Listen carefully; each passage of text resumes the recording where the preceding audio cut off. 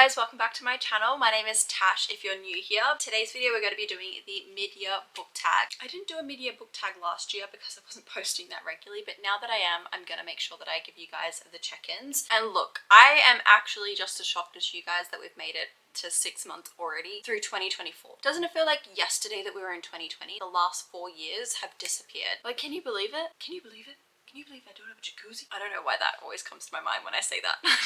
From what I've got here, I have a total of 15 questions, and I did get some of these from Katie. She is a YouTuber that I follow here. I love her content. If you're not already following her, please go see her content. It is so good. And I believe she added an additional few questions on her specific tag, which I'm going to tag her down below because I actually enjoyed some of the other questions, so I've added a few of them on here, but not all questions because, you know, I'm a bit lazy. And if you guys aren't already following me on all my other channels, please make sure to go check them out because I do post content on there sometimes as well. Mostly now on my YouTube because I've just been putting a lot more effort into it. You'll probably see me more on my stories on Instagram and on YouTube, but yeah, I do post the occasional TikTok every few days. Plus, I do also have my Goodreads. If you guys want to go follow me on my Goodreads, I am definitely behind on some Goodreads reviews, but I am diligent at making sure that I start and finish my books when I finish them. I just need to go back possibly like 2 months worth of reviews on there. But if you want to be nosy and see what books I'm starting and finishing, they will be on there because yeah, I will post them literally as I've started and finished them. And speaking of my Goodreads as well, my Goodreads goal this year, let's have a look at what I'm actually at for halfway because I need to see if I'm gonna meet my goal.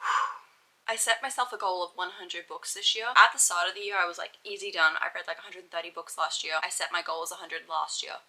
This year, I've really dropped off on the amount of books that I'm reading. I used to read a lot more romance last year, and this year I've definitely picked up a lot more literary fiction. And also, I think a lot more thicker, larger books, which are taking me a lot longer to get through. Currently, I'm at 46 books, which they're saying that I'm on track. So I'm assuming by the end of this month, because I am filming this midway through June, that I should be at 50. The first question is the best book of 2024 so far this year, and I do have a few books. So we do have starting the Throne of Glass series, which I'm sure you've all probably seen me reading throughout the year, and yeah, it's definitely got to be in there. I do admit the first few books were very slow for me. I wouldn't say that those were my like go-to books, but as the series is going on, the more I'm invested in these characters and their lives and this world, they're just getting better and better with each book. I'm currently in the tandem read. Things are only going to get better towards the end of the year. I'm just dragging it out so I can experience this feeling for a lot longer than what I should. Just for the Summer is also going to be mentioned here because Justin and Emma, I'm obsessed with them.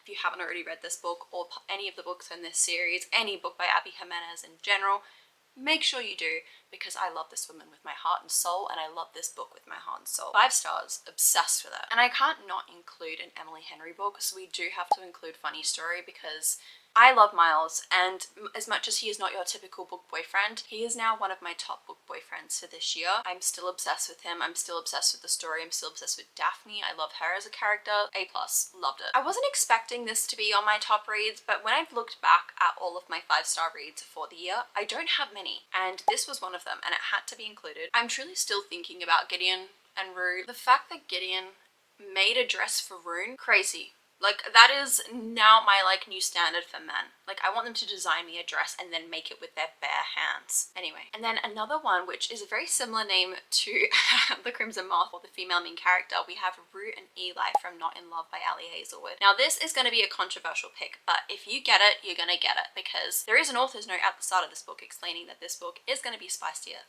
than other books. I don't usually love spicier books that much anymore, but with this story and these characters, that relationship dynamic of what they had for this book and who they are as people explains exactly why they needed that relationship in order to open up and become this beautiful relationship that they ended up having. They understood each other, they knew what each other's needs were, and they didn't expect anything from someone else. They just were like, you can be as who you are and I'm not going to expect anything else unless you want to give that to me.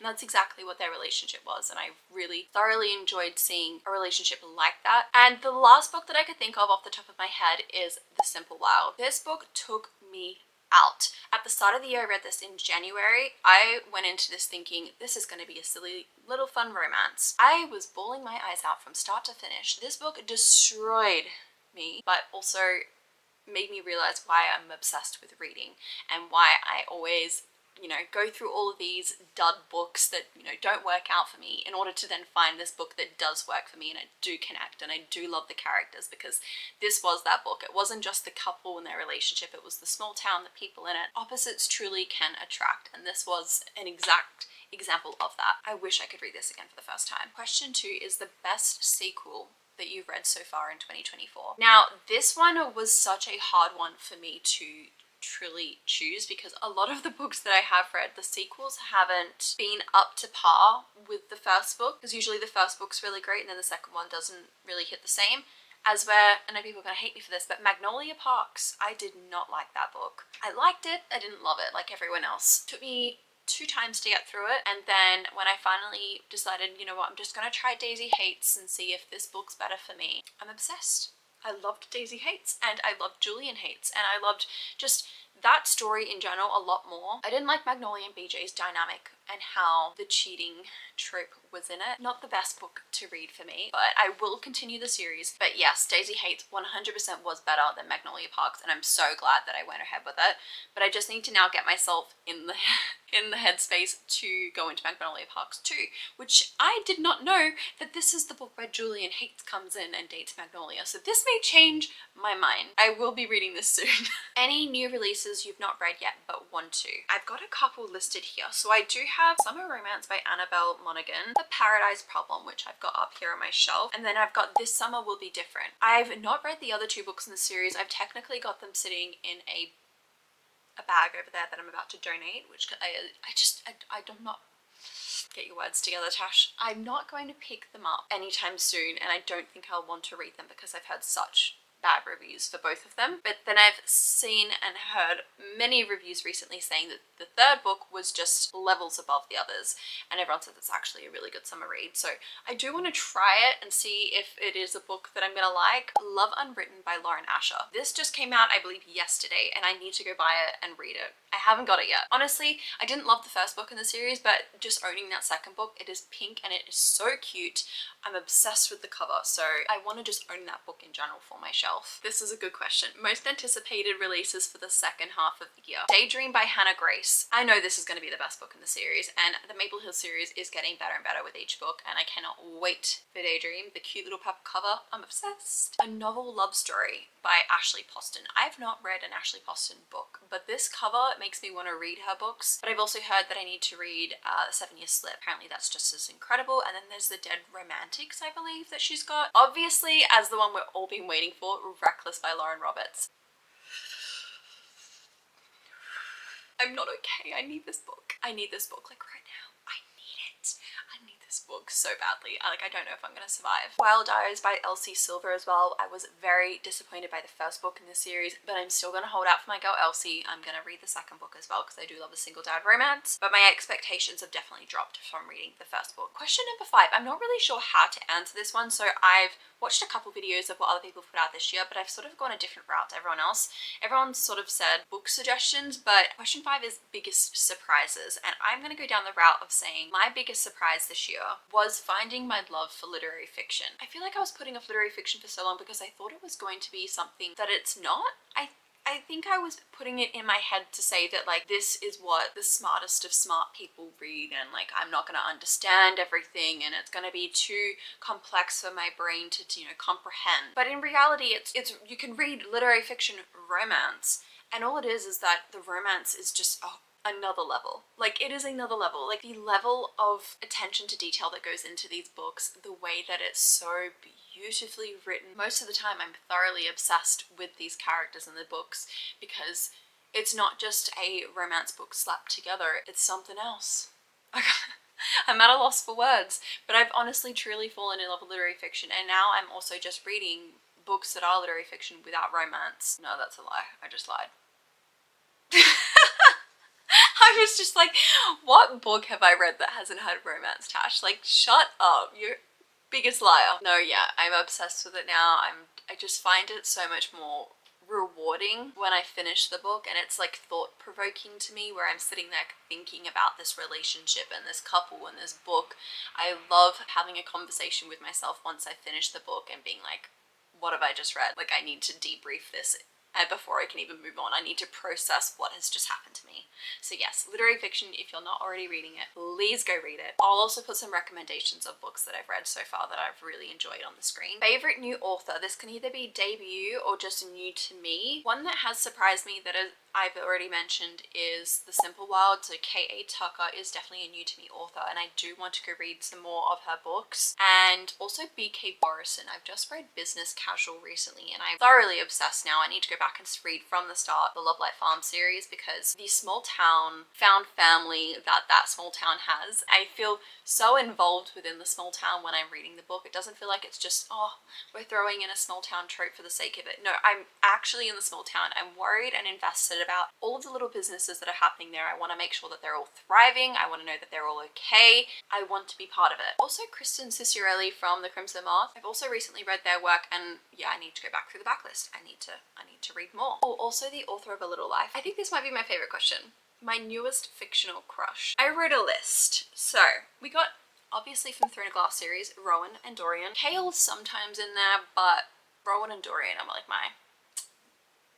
We have Gideon from The Crimson Moth, Julian Hates, obviously. Then we have Justin from Just for the Summer. We have Miles from Funny Story. We have Eli from Not in Love. And then we have Rain, which he is from The Ashes and the Starcast King, or The Serpent and the Wings of Night was the first book. Yeah, I don't really need to elaborate on why, because I'm sure if you've read any of those books, you understand. I love them. They are my book boyfriends. The next question. A book that made me cry. A Little Life. I physically can't talk about this book. I read it over a month ago now, and it's still scarred and embedded in my brain. I think about it every single day. I cannot recommend this book, because if you are not in the right headspace for this book, it will destroy you like it destroyed me. It is a wild ride. Wild ride. I also put down Lie With Me, Swimming in the Dark, Business Casual had me tearing up at the end, The Simple Wild, which I'd mentioned earlier because that was just crazy. There was definitely some heavy topics in that book, so make sure you do check trigger warnings for any of these books that I'm mentioning right now. And also Open Water, that also made me cry. That was part of my reading sad books for a week challenge that I did, and yeah, I definitely got teary-eyed while reading that. A book that made me happy. The first and only book that I can think of that made me genuinely happy while reading it, because I remember vivid points where I was laughing out loud, is Just for the Summer. But I did also have moments like that while reading Funny Story by Emily Henry, so I would say that they're the two books that I think back on and have like a fond happiness while reading them. Yeah, they may be a good summer recommendation for you if you've not already read them. The most beautiful book you've bought so far this year. This is a hard one because I don't buy special editions. The only thing I do buy is the sprayed edges of some books, but I wouldn't say they're like special, like, you know, you're getting it from Fairy Loot type of special editions. Maybe like ones like The Familiar by Leigh Bardugo. That is a really beautiful cover. And Feybound, I think those two are beautiful covers. But I just like when I think of like a beautiful book, I'm thinking like the most glorious book I've ever seen in my life. Maybe possibly these two books. Like, I just think that every time I look at these, they're just stunning. That's all I can think of right now. What books do I need to read by the end of the year? Okay, Magnolia Parks 2 100% needs to be read. I need to get myself back into the Magnolia Parks universe and just try and get that series done by the end of the year. That's one of my goals. One that has been on my TBR for quite a while, which you all know of. I'm gonna read Before I Let Go by Kennedy Ryan. I promise. This is the last time I'm gonna bring it up until I've finished the book and I've reviewed it. It will be done. I do also want to start Beartown. I've heard wonderful things about this, but I've heard that it's very sad and you need to be like in the right headspace for it. Obviously, I've got an obsession with making myself cry, so I'm definitely gonna read it. Just last night, I think this was Haley Pham who recommended this with her Emily Henry video she uploaded recently, and she said that it was a 6-star read for her. So this is just now something that I've put it on my TBR, and I want to read this before the end of the year, obviously. The Unmaking of June Farrow. One of my mutuals, Destiny Bomberry, had mentioned this in her story maybe about a month ago now. She said that it was her favorite read that she's read all year, and she said to just go into it blind. Yeah, this is on my radar. I want to get this done before the end of the year as well. I've also seen as well Mrs. Nash's Ashes, How to End a Love Story, and Ready or Not. Those are probably 3 other ones that I've got on my radar to be reading. A book that you've been putting off that you want to finish. I know I just mentioned it in the last little thing, but you know the name of the book. I'm not going to say it again, I promise. That one. And also Tomorrow and Tomorrow and Tomorrow. Gabrielle Zevin scared me. I want to read this, but I am petrified. A series you want to finish before the end of the year. I want to finish Magnolia Parks 100%. Magnolia Parks Universe will be done, and the other one is Throne of Glass. Currently I'm in the middle of the tandem, so I do only have one more book left. I would say Crescent City as well, but I just don't think I'm going to put that pressure on myself. That may be something that I'll read in the new year, but we'll see, because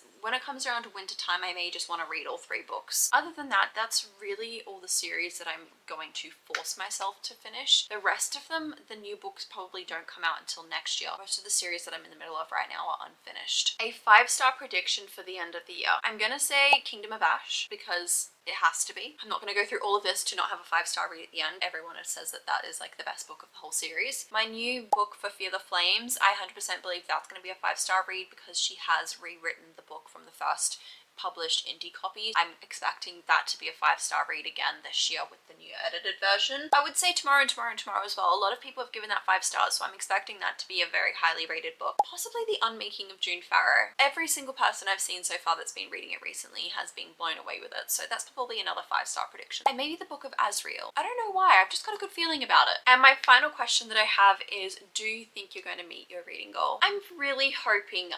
This time last year I was definitely a lot more books into my reading goal. I was way ahead of schedule. This year I don't see that happening. I think I'll just scrape through with either 100, but I have a good feeling. But I have been listening to audiobooks a lot more this year, so this may be what's going to change the game for me and, you know, really push up that number, because I'm just constantly listening to audiobooks when I'm doing stuff wherever I can with headphones on. That's probably my number 1 tip if you're trying to get your reading goal up. Definitely see if you can get into audiobooks. I know it's not for everyone, but if you do end up getting into them, it's life-changing. That was really dramatic. It's not that life-changing, but it really helps with like getting your goal up and, you know, just being able to do a lot more things while also reading.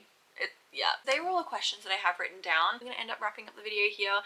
I cannot believe we've made it halfway through the year. This is crazy. Yeah, I appreciate you guys for, you know, following me and supporting me and watching my videos. Yeah, it's just so much fun seeing my little YouTube community grow. I'm obsessed with posting here. This is where I post most of my content now anyway. You guys are getting most of my attention and most of my creativity, so I'm really appreciating you guys watching and liking these videos and, you know, just leaving a comment where you can, because, you know, it's just fun to interact with you all. Let's see what the second half of the year brings. I hope we get a few more 5 stars, because they're seeming to get few and far between. I'm gonna love you and leave you here, but I'll see you guys in my next video. Love you!